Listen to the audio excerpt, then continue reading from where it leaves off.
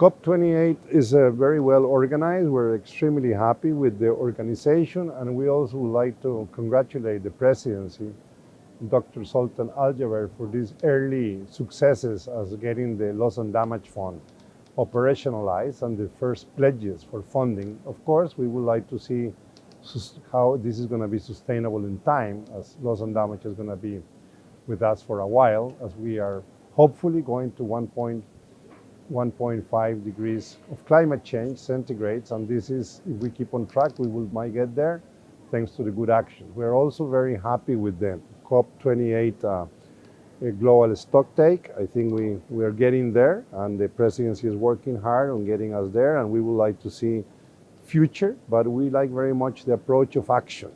And this is very important. We would like to see forward-looking on GST towards action. I mean, what we have a lack of, not so much lack of ambition, but lack of ambition in what I call the climate action. So that's very important.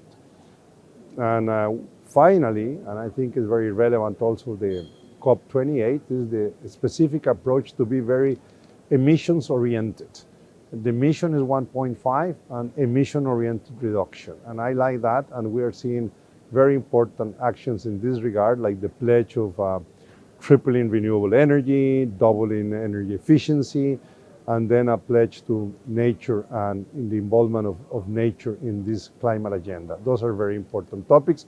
We remain very hopeful that under the very able presidency, we're going to have a very good COP28. Yes, we can talk. Costa Rica is now in what we call the second energy transition. Second energy transition is when you already have electrified, you have made your electricity totally renewable. Now we want to electrify all the sectors that can be electrified. So that's what we call the second energy transition, which is to electrify all the other sectors that can be electrified. And we already made our electricity 100% renewable.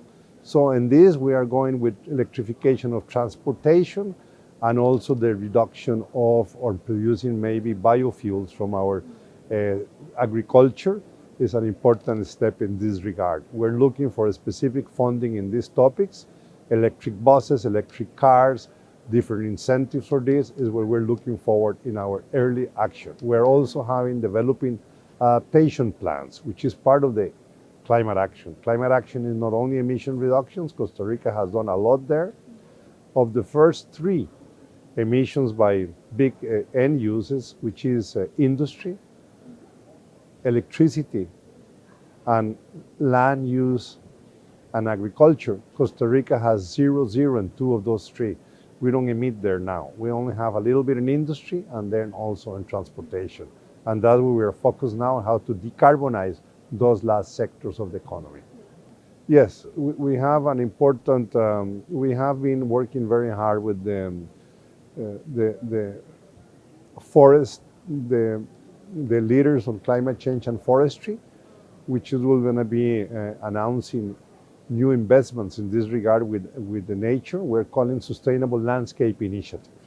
Our Sustainable Landscape Initiative is to showcase and consolidate what Costa Rica has achieved of having stopped deforestation, the first tropical country that has stopped deforestation without sacrificing productivity in the agricultural sector. Costa Rica is, we have decoupled agricultural development with deforestation, and this is very important to showcase, and it's also very important to consolidate.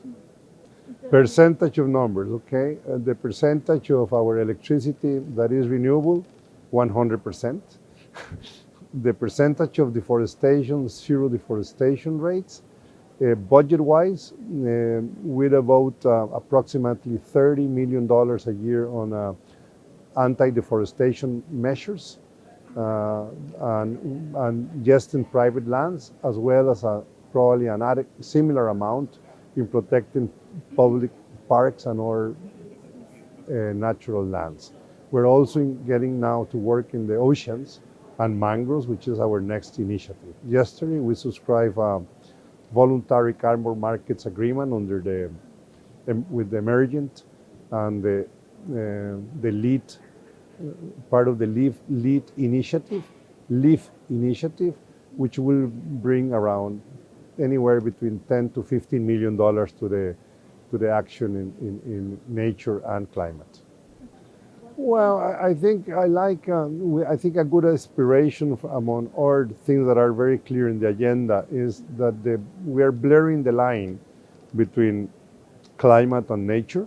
And I think this is an important thing that now are coming nicely together, because nature is quite vulnerable to climate change, but it also could be part of the solution to climate change. And this, which Costa Rica has long time ago done, now is being uptake rapidly in the international agenda, and we're very happy to participate to accelerate and expand the action that could be done in the climate change and nature agenda.